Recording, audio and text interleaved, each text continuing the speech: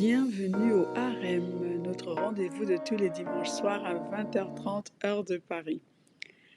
J'espère que vous allez tous bien, toi qui me suis depuis le début de cette aventure et toi qui me suis depuis quelques jours, voire une semaine. Sois la bienvenue. Alors, eh oui, je n'ai pas pu poster le Harem cette semaine le dimanche, mais ça fait partie des imprévus de la vie. Nous pouvons émettre toute la bonne volonté du monde. Et parfois, les choses ne s'enclenchent pas, elles ne s'alignent pas comme nous le souhaitons. Mais il n'est pas trop tard pour t'apporter la pépite que j'ai à t'apporter aujourd'hui. Alors, je te souhaite encore la bienvenue. Je m'appelle Armelundo. Et le harem est un lieu où on se retrouve en toute intimité, un lieu exclusivement réservé aux femmes, où nous apprenons à nous étirer ensemble, afin de pouvoir nous développer au féminin, tout en tenant compte de notre différence simplement des femmes, en tenant compte de nos différentes casquettes.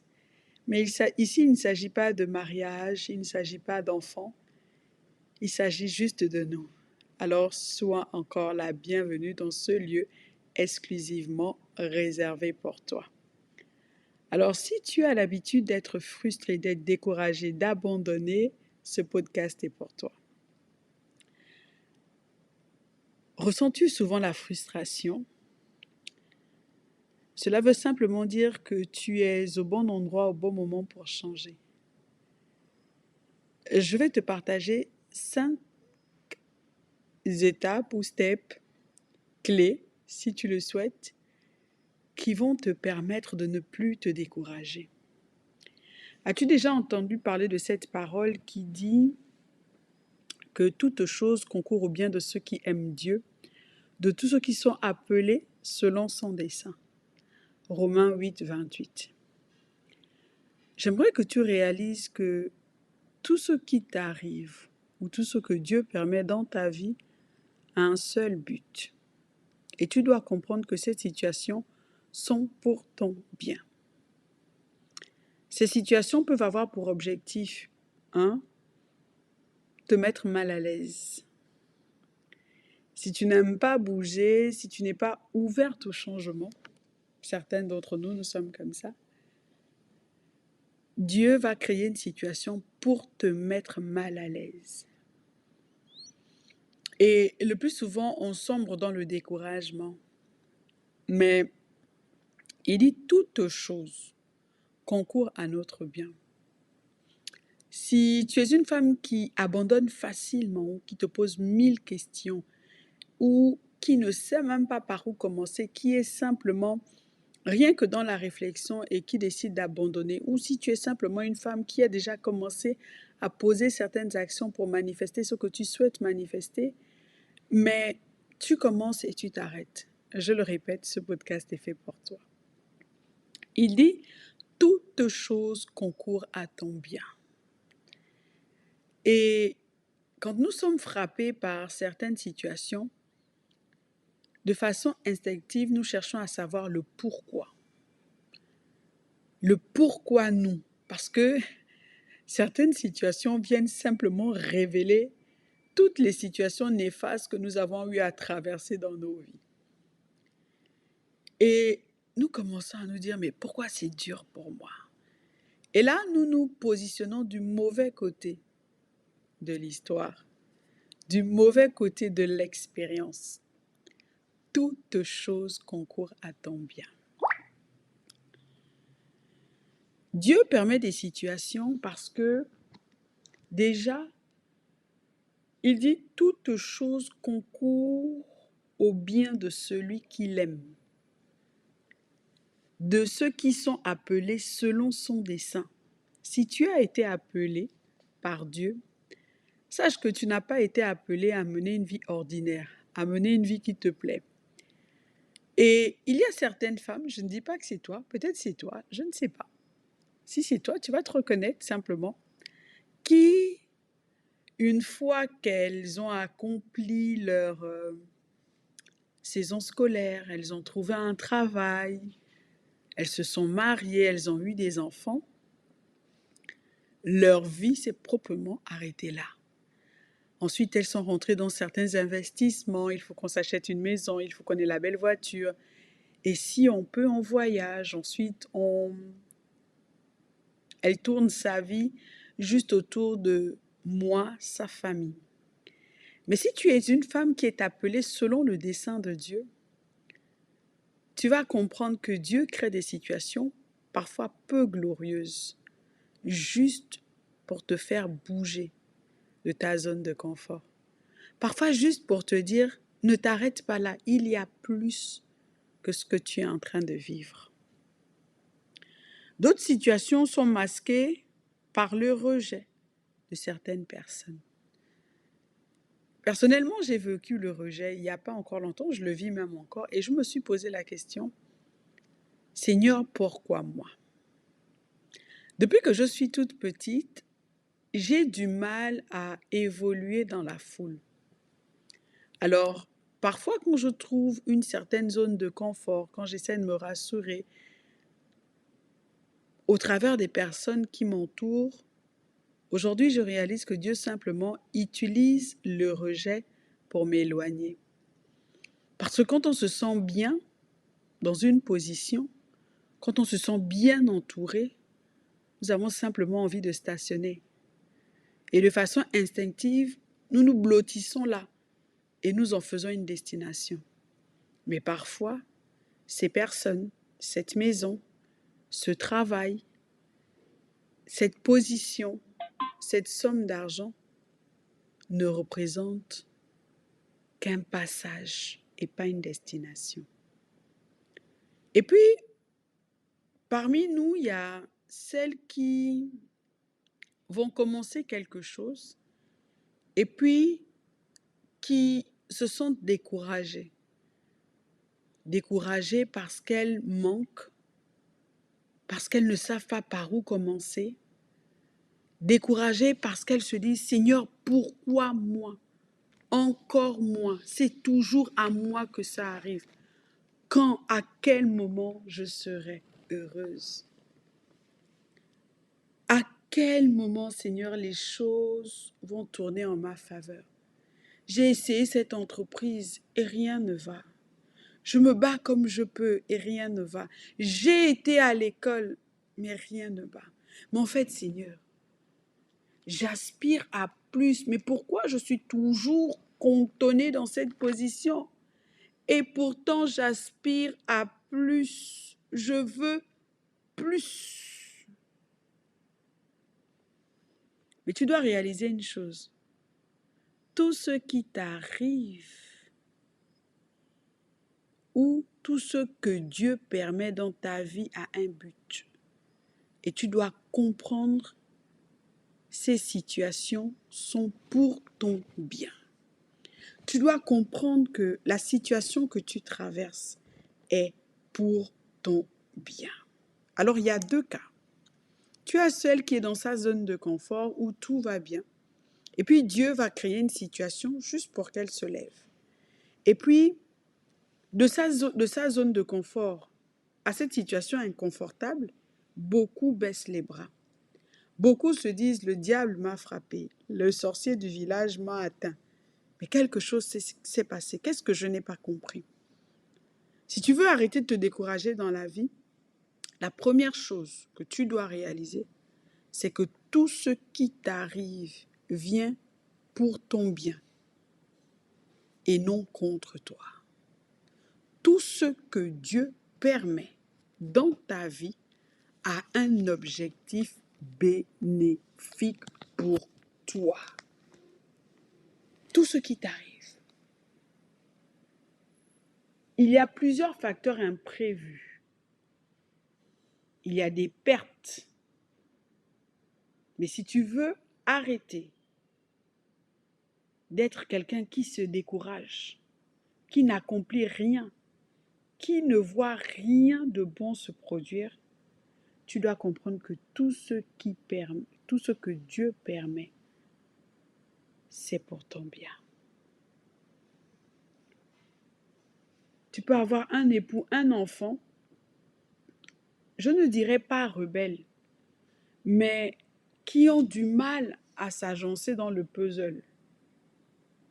Et parfois, Dieu le permet juste pour t'apprendre un certain trait de caractère, pour te permettre de vivre en harmonie avec les autres. Quand tu commences à réaliser que ces situations sont pour toi et non contre toi, tu vas chercher à savoir le pourquoi Dieu le permet dans ta vie. Tu vas décider que tout ce qui t'arrive a pour un objectif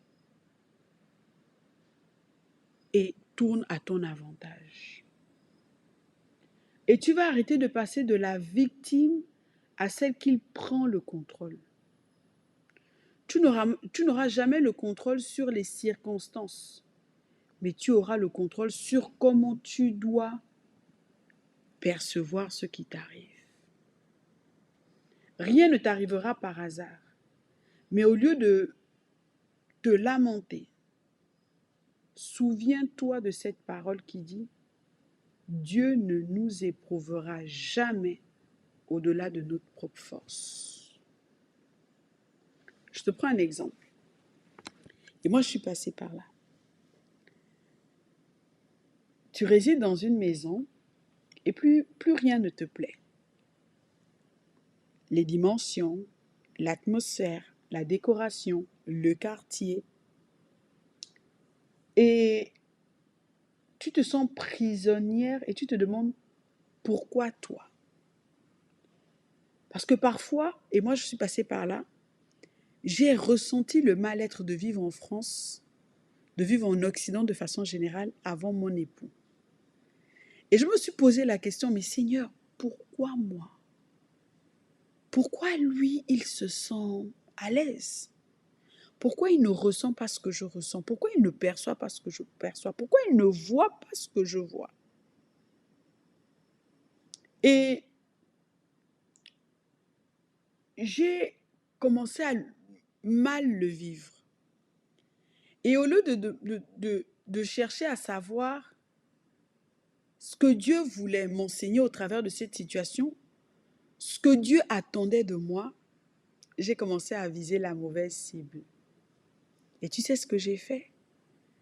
J'ai commencé avec des pensées accusatrices, une attitude accusatrice, des paroles d'accusation, un regard d'accusation envers mon époux. Et j'ai commencé à lui trouver tous les mots, tous les adjectifs qualificatifs, juste pour éviter de me confronter à ce mal-être et de chercher à savoir pourquoi Dieu me mettait mal à l'aise.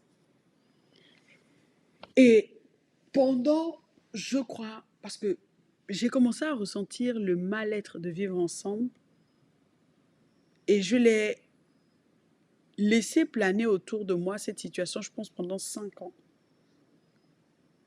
Parfois, je faisais des petites dépressions sourdines, souriantes, mais j'avais réellement un mal-être. Et puis, j'ai commencé à peut-être me dire, mais c'est moi le problème. Alors, je me suis découragée. Je n'ai pas cherché à savoir pourquoi Dieu me mettait mal à l'aise. Pourquoi Dieu permettait cette situation dans ma vie. Et ce qui a parfois causé d'énormes tensions entre mon époux et moi. Parce qu'au lieu de chercher le pourquoi Dieu le suscitait seulement dans ma vie, pourquoi moi je pouvais le percevoir et pas mon époux, alors ça causait des tensions. Parce que oui, je l'accusais plus, je dis mais tu te complains de ce qu'il ne faut pas se complaindre. Non, en fait. C'est quand j'ai commencé à chercher ce que Dieu voulait m'enseigner, ce que Dieu attendait de moi, que j'ai compris que cette situation concourait à mon bien. C'est comme mon 3e enfant, si tu me suis sur Armel Undo. Et je crois que j'étais l'une des femmes qui disait, moi j'ai eu ma fille, j'ai eu mon garçon, je suis heureuse. Et puis pendant mes 36 ans, à l'aube de mes 36 ans, je tombe enceinte. Je te raconterai cette histoire. Et là, j'ai pleuré toutes les larmes de mon cœur. Parce que j'avais eu une mauvaise expérience déjà de 2 accouchements, je me suis dit: «Seigneur, pourquoi j'irais avoir un troisième enfant, me mettre autant en danger pendant que j'ai déjà 2 enfants?» Et c'était difficile pour moi de l'accepter. Et puis un jour, j'ai compris que Dieu l'avait permis pour un but. Dieu l'avait permis pour un but. Et ironie de sort, quelques mois plus tard, il y avait eu le Covid. Et Dieu avait estimé que cette saison était favorable pour moi d'être un instrument qu'il allait utiliser pour avoir son enfant, son oin. Parce que moi, je me considère comme porteuse de vie, mais pas donneuse de vie. Et du coup, j'ai vu comment Dieu a, quand j'ai ouvert mes yeux, j'ai décidé de mieux percevoir et de tirer parti de cette saison.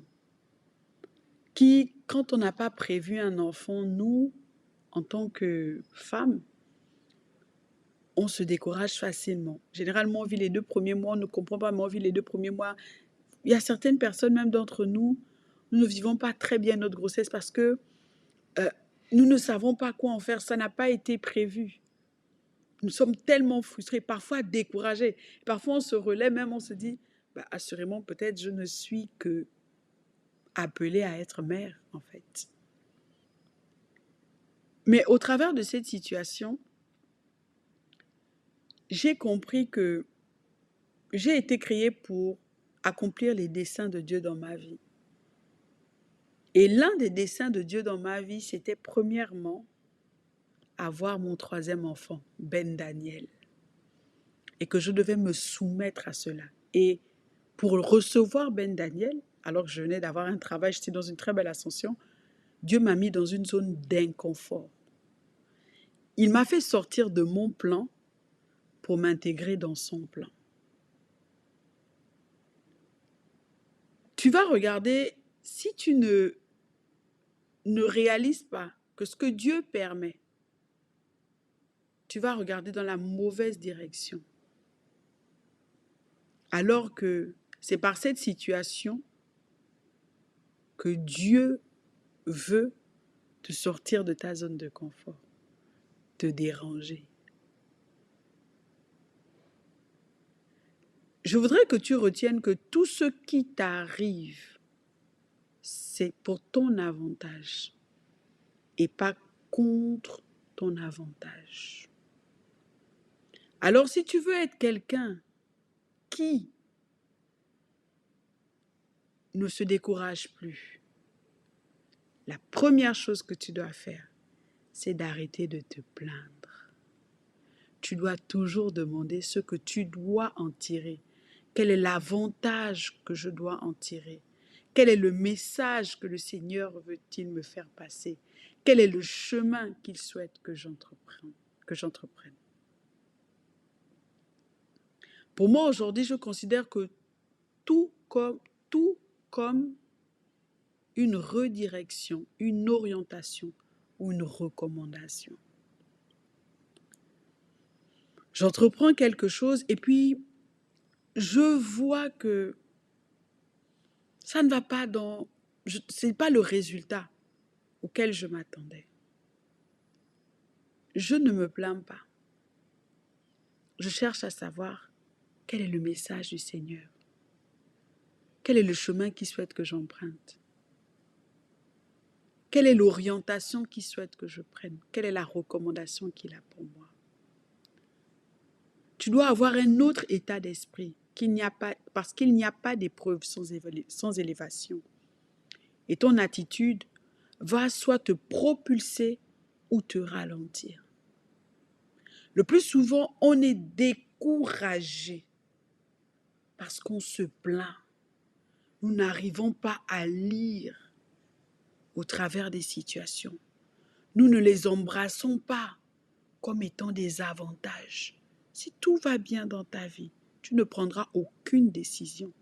Mais la situation que tu traverses, au lieu de te décourager, tu dois réaliser que Dieu attend de toi des résolutions, que Dieu est en train de te mettre mal à l'aise, juste pour que tu ailles sur le chemin du dessein qu'il a tracé pour toi. Tout ce que tu vis est une opportunité d'apprentissage afin de manifester ton élévation. Écoute, ce que je vais te dire, c'est que tu es une graine que Dieu a plantée dans un domaine bien précis et que la situation que tu traverses n'a pas pour but de t'abattre, mais parfois, comme une graine plantée dans le sol, de te casser d'abord, afin que le germe puisse sortir pour devenir un arbre qui prospère et laisse des fruits. Tu dois le réaliser.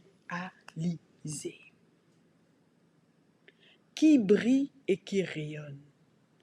Et pour cela, tu dois accepter, parce que c'est un processus qui est difficile, compliqué, douloureux. Mais tu dois l'accepter.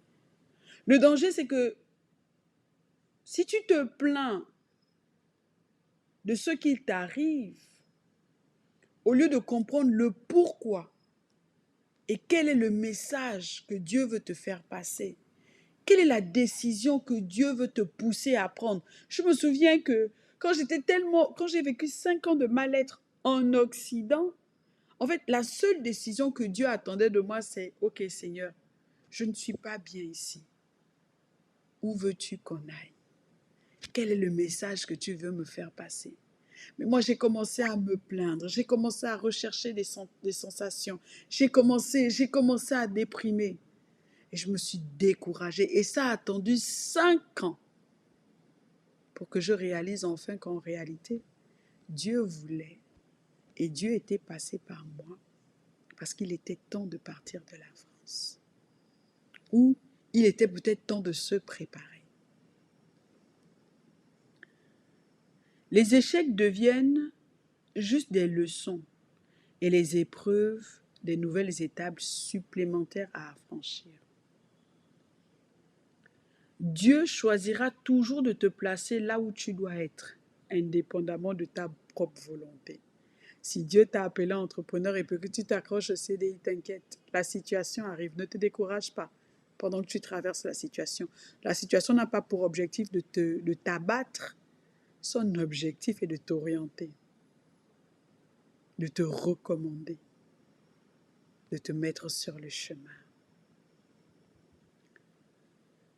Et une porte fermée est toujours une bénédiction déguisée. Alors ne t'abats pas, ne te décourage pas. Arrête de te plaindre. La deuxième clé, ou le deuxième step, ou la deuxième étape, tu appelles ça comme tu veux, c'est l'une des clés les plus libératrices de ma vie. Et c'est l'une des clés qui m'a en réalité libérée de beaucoup de choses. Personne ne viendra te sauver. Eh oui, personne ne viendra t'aider. Personne ne viendra à ton secours. Je sais que c'est brutal à entendre, mais c'est une vérité qui n'est pas facile à assumer. Mais il faut l'accepter. Je répète, personne ne viendra t'aider. Et répète-le après moi. Personne ne te tendra la main pour te sauver. Tu es la seule personne qui est capable de le faire. Tu dois faire les choses par toi-même et pour toi-même. Et tu me diras, mais c'est pas possible, Armelle. Si, personne ne viendra t'aider. Je pourrais te donner une parole réconfortante. Tu pourras tout par Christ qui te fortifie. Je crois qu'une fois que tu comprends cette clé, ta vie prend une autre tournure. Parce qu'en réalité, personne ne viendra. Donc n'attends personne. L'être humain perfuse, mais ne sauve pas. Moi, je me dis toujours, Armel, ce dont tu as besoin est en toi. Si tu fais l'erreur d'attendre que l'on vienne t'aider, rien ne se passera. Si tu fais l'erreur d'attendre que l'on t'offre des opportunités, rien ne se passera. Tu peux attendre que l'on te reconnaisse, mais rien ne se passera. Tu peux attendre aussi qu'on reconnaisse ta valeur, mais en réalité, rien ne se passera. Tu peux attendre que le moment parfait arrive, mais il n'arrivera pas. Tu peux attendre que quelqu'un frappe à ta porte avec la manifestation de tes rêves, clés en main. Mais la vérité et la réalité, c'est que personne ne viendra. Bienvenue au harem. Personne ne viendra. Et je peux t'assurer que c'est une vérité qui a changé ma vie.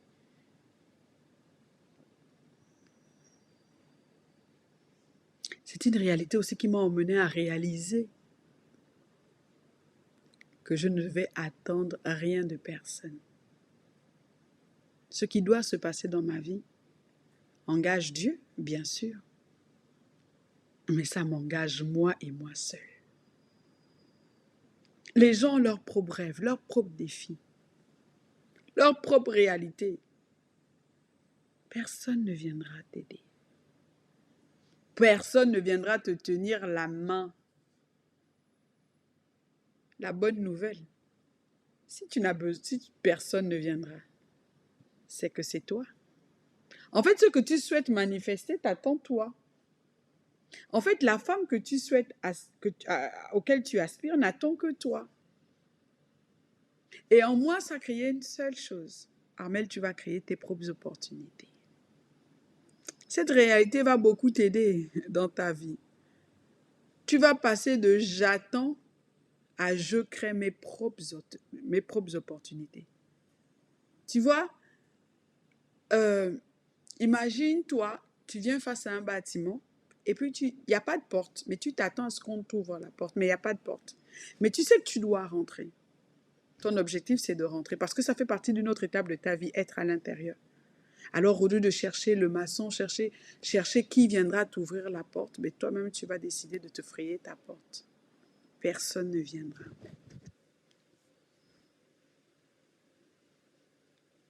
Personne ne t'ouvrira la porte. Personne ne te frayera un chemin. Tu dois créer toi-même ta porte qui te correspond avec tes valeurs, selon ton besoin. Et c'est toi qui crées cette opportunité, à ta mesure, celle que tu souhaites t'offrir. N'attends pas que l'on vienne te chercher, que l'on se souvienne de toi. Personne ne le fera. Tout le monde est occupé dans sa vie. N'attends pas. Si tu veux, crée ton opportunité. Développe, mais fais-le. Beaucoup de femmes sont découragées. Il n'y a personne qui veut m'aider. Il n'y a personne qui veut me prêter de l'argent. Il n'y a personne qui veut me faire confiance. Voilà, moi, je sais faire telle chose. Mais il n'y a personne qui reconnaît ma valeur. Il n'y a personne. Bats-toi. Tu es seul. Humainement parlant, tu es seul. Même les personnes qui viennent t'aider, elles viennent t'aider parce qu'elles ont besoin de toi pour atteindre un certain objectif. Tu es seul. Tu as Dieu, bien sûr, mais personne ne viendra t'ouvrir la porte. Personne. Généralement, j'ai réalisé que les opportunités ne frappent qu'aux portes des personnes qui se sont déjà d'abord au préalablement levées, qui se sont au préalablement créé leurs propres opportunités, leurs propres chemins, leurs propres ouvertures. Et là, les opportunités les embrassent. Tu es découragé parce que tu parles de ton projet autour de toi et puis personne n'a levé le petit doigt pour te dire, écoute, moi j'ai 1 000 euros, moi je connais quelqu'un, mais en fait ça n'arrivera pas. Bienvenue dans le monde des adultes. Personne. C'est toi et toi seul. Bien évidemment, tu as Dieu. Mais je puis tout, c'est le je qui peut tout par Christ qui le fortifie. Alors, tu es découragé parce que depuis que tu as déposé des CV, personne n'a répondu. Tu es découragé parce que tu es frustré de mener la vie que tu mènes, rien ne correspond à tes attentes. Tu es découragé parce que tu te disais qu'à cet âge, tu devais déjà avoir ta maison, ta voiture, un compte en banque qui dépasse tes espérances, cette entreprise, mais en réalité, c'est que tu attends qui? Dieu dit, avec ta force, fais tout ce que tu peux. Alors personne ne viendra t'aider. J'aime ce verset qui dit qu'il donne la force pour acquérir les richesses. Alors tu dois te lever, Dieu te donne la force et tu acquiers les richesses. Tu veux maigrir, ma chère, personne ne viendra t'aider. Ne te décourage pas, personne ne viendra t'aider. Je me parle à moi-même. Personne ne viendra te tenir la main. Parce qu'à la fin de la journée, c'est toi qui portes ta frustration, c'est toi qui portes cette graisse qui te dépasse, c'est toi qui portes ce corps qui te fait mal. Parfois, tu as mal au dos, parfois, tu as mal au genou, parfois, c'est toi. C'est toi qui transportes cet essoufflement, c'est toi. Tu veux créer cette entreprise, mais tu t'attends à ce que quelqu'un vienne te guider, te montrer. Personne ne viendra le faire si tu ne t'assois pas. Minimum sur ChatGPT, tu demandes comment créer mon entreprise. Personne. Tu croules sur les dettes et puis tu te dis, ah, peut-être quelqu'un viendra m'aider. Personne ne viendra t'aider, ma belle. Personne. Donc ne te décourage pas. Si tu veux vaincre le découragement, tu dois réaliser que personne ne viendra t'aider. Répète après moi, personne ne viendra m'aider. Personne. Tout le monde est occupé dans sa vie. Tout le monde a ses attentes. Tout le monde est confronté à une certaine situation. Ça peut arriver que les autres viennent t'aider, mais n'attends pas. N'attends pas, parce que souvent, tu seras à la merci des gens. N'attends pas. Tu es courbé, lève-toi d'abord. Lève-toi d'abord, minimum. Je ne sais pas dans quelle sphère tu souhaites manifester, mais minimum. Achète un bouquin. Commence à te cultiver. Assieds-toi sur les réseaux sociaux, sur Google, et cherche à savoir de quoi il s'agit. Qu'on te trouve déjà debout, mais qu'on n'espère pas être allongé sur ton canapé, découragé, abattu, frustré, qu'une lueur d'espoir arrive et que quelqu'un vienne te... Non, ça n'arrivera pas. Parce qu'on a chacune nos rêves. Nous avons chacune nos ambitions. Et nous vivons dans un monde où tu me donnes, je te donne. Plus personne ne souhaite donner à quelqu'un quelque chose sans rien avoir en retour. Plus personne. Que ce soit dans le monde, que ce soit à l'église. Il y a même des personnes, juste 1 heure. Tu veux juste parler 1 heure. Et c'est là où tu te rends compte, oh oui, je n'ai que Dieu. Alors si je ne me bouge pas, personne ne viendra me bouger. Personne ne viendra te donner l'autorisation de réussir comme toi-même. Alors offre-toi cette autorisation. Relève-toi parce que Dieu est prêt à le faire. Mais il a besoin de toi pour le faire. Tout est possible à celui qui croit. Crois et Dieu te rendra la chose possible. Tu n'as pas besoin que quelqu'un te tende la main pour avancer, parce qu'il n'y a que toi qui ressens ce que tu ressens. Il n'y a que toi qui ressens ce mal-être, cette frustration. Personne ne connaît tes rêves mieux que toi-même. Personne ne peut accomplir ta destinée.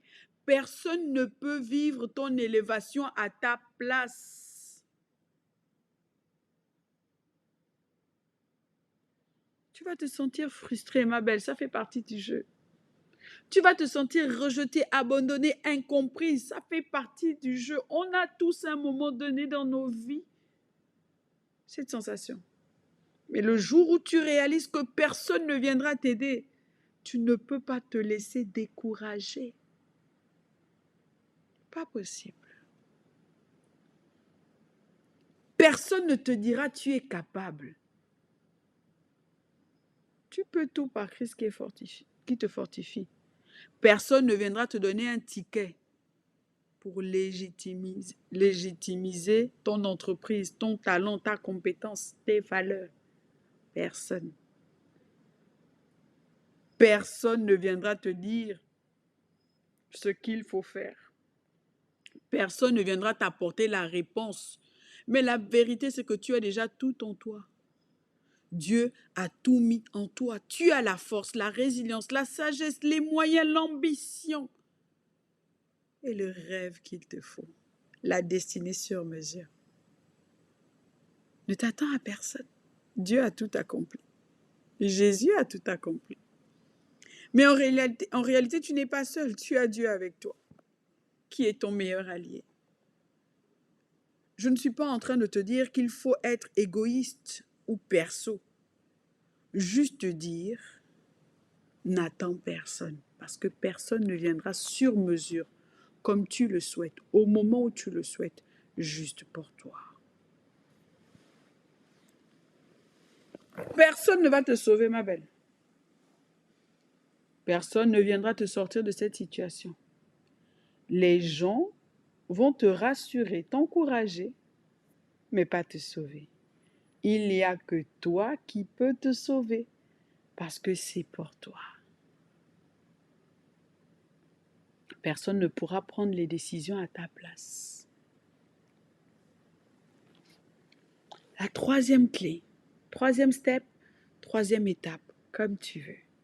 Change la perception que tu as de toi-même. Souvent, nous faisons toutes sortes de défis, de challenges.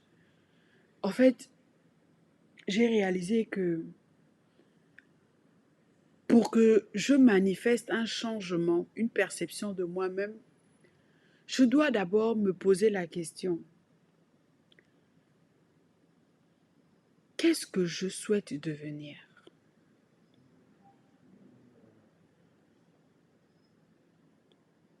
Une femme qui impacte. Ok. Et je dois d'abord embrasser cette dimension de la femme qui impacte. Et je dois me poser la question, quelles sont les habitudes de la femme qui impacte? Mais le plus souvent, nous faisons des challenges de 21 jours, de 3 jours, de 15 jours. Et puis nous sommes comme des comprimés effervescents. Alors, automatiquement, il y a l'ébullition qui monte, l'effervescence qui monte, il y a plein de bulles, c'est beau. Comme le champagne, pour celles qui consomment de l'alcool. Tu vois comment c'est beau, ou le vin blanc, tu vois comment c'est beau, le vin mousseux, tu vois comment c'est beau. Toutes ces bulles-là, c'est féerique. Et puis après, au bout de quelques secondes, quelques minutes, plus rien ne se passe. Tout retombe à plat sans vie. Simplement pourquoi? Parce que nous adoptons des habitudes afin de devenir quelqu'un. Mais nous ne devenons pas d'abord quelqu'un et nous adoptons les habitudes qui correspondent à cette personne. Tu dois changer ta perception de toi-même. Parce que embrasser des habitudes sans changer la perception que tu as de toi-même, c'est à court terme. C'est comme de la motivation. Mais si tu changes ta perception de toi-même, je suis une femme qui impacte. Je suis une femme qui réussit tout ce qu'elle entreprend. Je suis cette femme avec cette force. Je suis appelée à. Je suis une femme leader. Peu importe le domaine auquel Dieu t'appelle à manifester. Et là, tu te dis, ok, comment pense une femme leader? Comment agit une femme leader? Et tu verras que parce que tu as d'abord la perception de cette femme, tu es cette femme, les habitudes vont suivre naturellement. La véritable clé est de savoir qui tu es et d'agir en fonction des besoins de cette personne que tu souhaites manifester. Il y a 3 clés pour changer la mauvaise perception de soi-même. 1. Tu dois identifier et déconstruire les croyances limitantes. Tel tu es, tel tu penses. Je ne suis pas assez. Je n'y arriverai jamais. Les autres sont mieux que moi. Ce sont des croyances, pas des vérités. Demande-toi, qui m'a fait croire ça? Ou à partir de quel moment j'ai commencé à le croire? Remplace ces affirmations qui ne sont pas vraies par j'apprends chaque jour. J'évolue à mon rythme. Je puis tout par Christ qui me fortifie. 2. Reconnecte-toi à tes réussites parce qu'en réalité, tu as déjà parcouru un bon chemin, mais tu n'en es pas consciente. Tu as perdu cette conscience de tes victoires passées. Quelles sont les forces? Quelles sont tes victoires? Quelles sont les forces as-tu concentré? Quelles sont les qualités as-tu concentré pour obtenir cette victoire? Ensuite, souvent on ne voit pas le chemin que nous avons déjà parcouru, les victoires que nous avons déjà obtenues. Et nous nous laissons disqualifier par quelques échecs. Nous nous définissons par ces échecs. Troisième chose, change ton environnement intérieur et extérieur. Les pensées, les paroles que tu entends, que tu reçois, influencent la perception que tu as de toi-même. Tu dois agir en fonction de qui es-tu véritablement et manifester les habitudes, le changement afin d'être en phase au quotidien avec cette personne. Tu dois agir comme la personne que tu souhaites être. Si tu es une femme vaincue dans tes pensées, tu le seras dans la vraie vie. Quand ta perception change, tout autour de toi change naturellement. Ce n'est plus un combat contre toi-même, mais cela devient ta nature. La véritable qui tu es. Qu'est-ce que je veux devenir? Voici les questions que tu dois te poser. Une femme frustrée, découragée de la vie de son quotidien, ou une femme avec de l'impact? Et comment réagit cette femme au quotidien? Comment elle pense? Où elle doit penser? Quel genre de réseaux sociaux elle entreprend? Quelles sont au quotidien ses habitudes? Le résultat arrive pas en luttant contre toi-même, mais en incarnant la personne que tu souhaites être. Agis comme la femme que tu penses être et celle que tu souhaites devenir. Et tu verras que tout changera autour de toi. Parce que tu vas te comporter comme la meilleure version de toi-même. La personne que tu souhaites être, tu dois la définir. Rien n'arrive par hasard. Rien n'arrive par hasard. Prends la décision d'agir comme la personne que tu souhaites être. C'est une décision. Prends la décision d'agir comme cette femme. C'est important. Tu souhaites être une grande femme. Comment les grandes femmes pensent? Comment les grandes femmes se lèvent le matin? Quelles sont leurs habitudes? Que dit Dieu par rapport à cela? Quel est le secret de la réussite d'une grande femme qui craint Dieu? Quatrième clé, quatrième étape, quatrième step, comme tu veux, discipline tes émotions. C'est normal de ressentir des choses, mais c'est anormal de te laisser guider par tout ce que tu ressens. Et beaucoup de femmes tombent dans ce piège. Aujourd'hui, je ne sens pas l'envie d'aller travailler. Aujourd'hui, je ne sens pas l'envie de... Aujourd'hui, j'ai trop de doutes, j'ai trop de peur. Alors, elle te guide. Non, en réalité, non. Trop de femmes se laissent guider par des sensations. Il faut que tu écoutes ce que tu ressens. Il faut que tu écoutes les émotions qui t'animent. Mais tu ne dois pas laisser ces émotions guider ta vie, te stopper ou te ralentir. Je prends l'exemple de la peur. Si tu l'écoutes, c'est pour que tu cherches le moyen de te fortifier. Parfois, tu as peur d'avancer en réalité, peut-être parce que tu doutes de tes compétences. Mais si tu te laisses guider par la peur, tu vas tout arrêter ou ne jamais commencer. Généralement, les émotions nous indiquent les domaines où nous devons grandir, où nous devons nous améliorer. Par exemple, si tu es quelqu'un qui a, je ne sais pas, qui est sensationnel, beaucoup de confiance, beaucoup d'enthousiasme, tu es beaucoup excité par, tu vas embrasser tout le monde et tu vas croire que ce sont des bonnes personnes.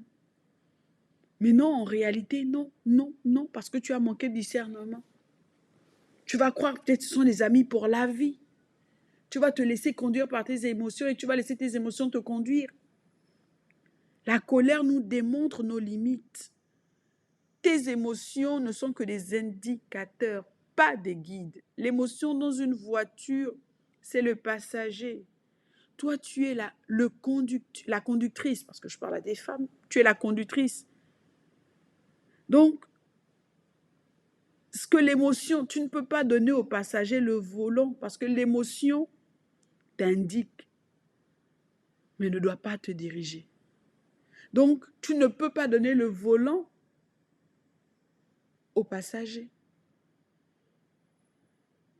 La colère, si elle commence à te guider, tu feras n'importe quoi. Tu dois laisser tes engagements et tes objectifs te diriger et pas les émotions. Les personnes qui se découragent vite sont des personnes qui sont puissamment guidées par leurs émotions. N'attends pas de ressentir la joie pour faire ce que tu dois faire. Fais-le et la joie suivra. Ne laisse pas le doute te faire croire que tu ne peux pas y arriver et stopper la pensée ou l'action que tu souhaites mener. Regarde à l'objectif et le bénéfice derrière. Tu finiras par y arriver. Donc, peu importe l'émotion que tu ressens, tu as des objectifs et tu dois aller vers cela. Parce que si tu le fais, seulement quand tu es motivé, tu agiras sur la base de tes émotions. Je vais te donner un secret. La motivation n'existe pas. Seul l'objectif compte. La motivation ne sera jamais là en réalité. Jamais. Les femmes qui réussissent, ce sont celles qui avancent même quand elles ne sentent pas l'envie, même quand elles ont peur, même quand elles ne sont pas motivées. Tu dois écouter tes émotions, mais pas les suivre. Quand que la motivation soit l'accomplissement de tes objectifs. Écoute, observe tes émotions, cherche le message derrière, mais n'obéis pas aveuglément. Surtout, apprends à gérer l'inconfort. Ça fait partie du jeu. Apprends à gérer le doute, la peur, la colère, la frustration. La peur doit être l'indication de là où tu dois aller et non un guide. La colère doit te montrer tes limites et non guider. Le doute doit juste te montrer la compétence où tu dois t'améliorer. Toutes les femmes qui réussissent affrontent leurs émotions pour y arriver. C'est à ce moment que tu peux prendre des décisions parce que personne ne cherche à s'améliorer quand tout va bien. La cinquième step ou étape, tu n'as pas besoin de le faire. Tu dois le faire, c'est tout. En réalité, tu n'as pas besoin d'être parfaite. Tu dois le faire, c'est tout. C'est une erreur de croire que tout soit aligné parfaitement pour commencer. Il faut faire pour être parfaite. Il faut débuter quelque chose pour pouvoir s'améliorer. Ne laisse pas une certaine norme te dicter. Si tu veux ouvrir un restaurant, fais-le maintenant. Avec la pratique, tu sauras dans quel domaine tu dois t'améliorer. L'action précède la confiance. N'attends pas d'avoir confiance en toi pour le faire. Lance-toi. Commence et tu verras de quoi tu es capable. C'est sur le terrain, en pleine action, que tu deviendras forte. C'est en affrontant le défi. C'est pas en rêvant, mais en faisant avec tout ce que tu as et tout ce que tu es.